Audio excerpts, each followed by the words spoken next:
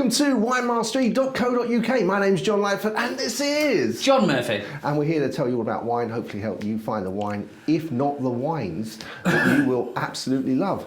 And it won't always be, for you, it won't always be a wine that we personally like, because everyone has a different taste, which is why there are so many wines on the shelf.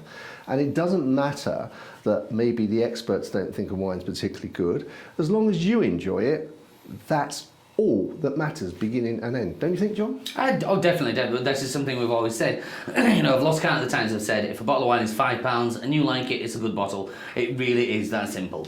Absolutely that simple, yeah. So we suspect, we haven't tasted it yet, but we suspect this may be one of those wines that we're not particularly, we don't know, but maybe prejudging it here, that we suspect we might not be enjoying as much as other people will enjoy. But the things we put ourselves through for you, we're going to try it and give you our honest appraisal of it. So the wine that we are trying is Blossom Hill White Zinfandel. Now, I'm always slightly confused because they call it White Zinfandel, but it's always pinkish. Yeah, it's always a rosé. White Zinfandel, I mean, Zinfandel is a red grape anyway, and as we've gone through before, if you squeeze a red grape and a white grape, same colour juice is going to come out. So to make the rosé, all they do is they leave the skins in on the top, which is called surly or on the lees. Just leave it for a short amount of time, and it gives the wine a pink hue. To make it a red wine, they just leave the skins on there for much longer, so it becomes a red wine. So that's how simple that is. And I think John explaining then about our trepidation almost looking at this wine, and I think it's only comes because we've seen this. It is looked on as a lower end wine, isn't it? And so I think it might have had a bad rap. So we'll give you an honest opinion on it and see what we think. Yeah, I mean it's only £5, so it's not going to break. It's not going to break the bank. It's available in most supermarkets. It's another thing that you can just pick it up off the shelf. I imagine they get through a lot of this probably more in the summer than in the winter. But I'm guessing it's going to be slightly sweet. But let's get into it and then we can talk about. Let's give it a go. Yeah, let's give it a go. So in terms of colour, that is, I was going to say salmon, but it's actually too red, orangey to be salmon, isn't it? Well, funny you should say that, John, because I saw it and I thought salmon. That was the first one, like a darker salmon. So, darker salmon, yeah. I think you're Smoked quite right. Salmon. We'll go with smoked salmon. I think you're quite right in that appraisal there. So, straight up nose. Okay. No, I'm not sure what I'm getting there. I'm getting sweetness. Yeah. For me, I'm smelling sweet. Strawberries, but. But strawberries with something. Well, I'm thinking. For me, it's almost like a real. It sounds awful, doesn't it? But a real overly strawberry, if you know what I mean. Like the strawberry laces when you were a kid. I was thinking then, there's the monkey's blood on ice creams. Oh yeah, The red, that sort of. Yeah. It is almost. And what I'm going to say, I'm not saying this in any bad way, shape or form, but it smells like a fake strawberry to me. That doesn't smell like a winemaker has, toiled over this at all. And again, but I'm not prejudging, but that's what I'm getting from the smell. Yeah, and of course, one of the things that these guys will have to do, because they sell globally, is they're going to have to make sure every bottle tastes the same. And in terms of when they're doing it, the bigger the production, obviously, I guess the more industrialized the process becomes. Yeah. So you can't. I mean, half of the joy of not half of the joy, but a lot of the joy of having different vintages on different wines. When from year on year, some of them, let's say you're drinking the same wine, you have the 2005, and you think, oh, it's delicious, and you really enjoy it. And then you go and it's moved to the 2007, and you taste it, it's even better or worse. But they do vary quite a lot. Whereas wines of this style or ilk, they probably are just kind of made to just taste the same all the time, which again is fine. It's a style. Let them go for it. Yeah, and it's £5, and so again you can't. It's a fine. They're making it to a price rather than I'm guessing making it to a price rather than actually Okay, John. Let's go. Test. Okay. You first.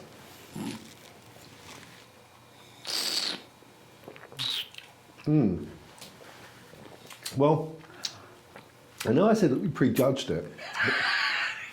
That's absolutely lovely. Is it? No. It's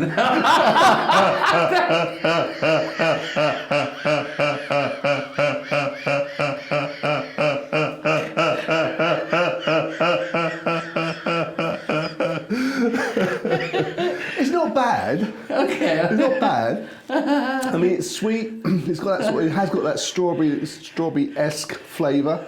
But you know, you drink it, it is juicy, it is refreshing. But once you swallowed it, the taste is almost gone. Okay. I'm gonna. Are you going to? Oh. I'm gonna have a second taste. Yeah, I think it's actually not as bad as I was fearful it might be. And you know, please don't be insulted if you know this is your favourite wine and we decry. It's not. As I said, if you like it, absolutely, it's the wine to buy. It's just personally not to my palate. I think it is a wine that if you're just entering the wine world and you know you've tried a few and you don't like them, this might be one to try because it's relatively cheap. So you're not if you're not going to be wasting too much money if you don't like it. It's quite juicy and it's very, very, it's quite sweet. So, you're not going to get that acidity in any way, which if you don't like that, you might be object to that. So, if you're just entering the wine world, it's one to certainly try. And then after a while, you might progress from there. Well, I say progress, that's wrong. It's suggesting that this is at the bottom. Because if you like it, it doesn't make any difference. But you might go on to other wines that you might start to enjoy more.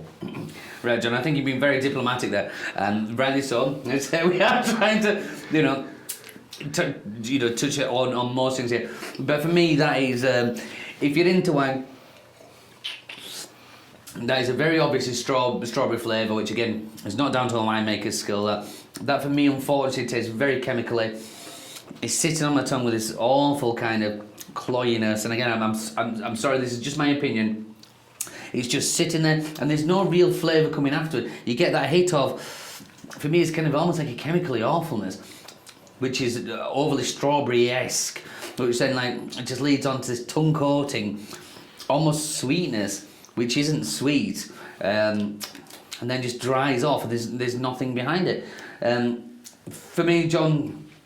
Yeah, but apart from that, you liked it. Oh, no, it was beautiful, absolutely beautiful. But again, as John did say, we're not here to say what you should or shouldn't be drinking. If it's $5 and you like it, it's good wine. It is that simple. But just from my opinion on that one, I would not. I don't think I'm going to finish that glass, John. No, I think it's something that you would, I could drink it if I was going at a party, and I could drink it and chatting to people, and it'd be better than water for sure for me. It's it's got alcohol in, so at least I think that's the only tick in the box. Well, and I guess the other advantage is only 10%. Then if it is a hot day, you would be able to drink more of it and enjoy more of it before having any effects. So it's a third less than a lot of other wines. Yeah. But so I would enjoy it. I wouldn't say no to it. It isn't, but it's not one that I'm going to go out and say, I must buy that, must have that in the cupboard and pull it out when friends come around. It is one that, I've tried it and, I wouldn't object to drinking it, but it's not one I'm going to go out and buy again, for me personally. No, and as you say, it's not something you're going to pull out your cupboard. When you've got friends around saying you must try this wine. Again, there's no snobbery involved here, I can assure you, but it is, the amount of wines we have tasted where we've said, how eager would be to get our friends and say, have a look, see if you can find that flavour in that, or see if you can find that. And with this, it's nothing like that, which is fine. It would be a good starter for folk, it gets them onto the wine ladder, and then again, I'm not patronising anybody here. When say you taste them become a little bit more refined, and you find out. You move on to other things, yeah. I mean, it might be a thinking about it. It might be a bottle to have in your fridge or in your cupboard, so that when you get those friends that always stay too long. With just this left, so it's all right.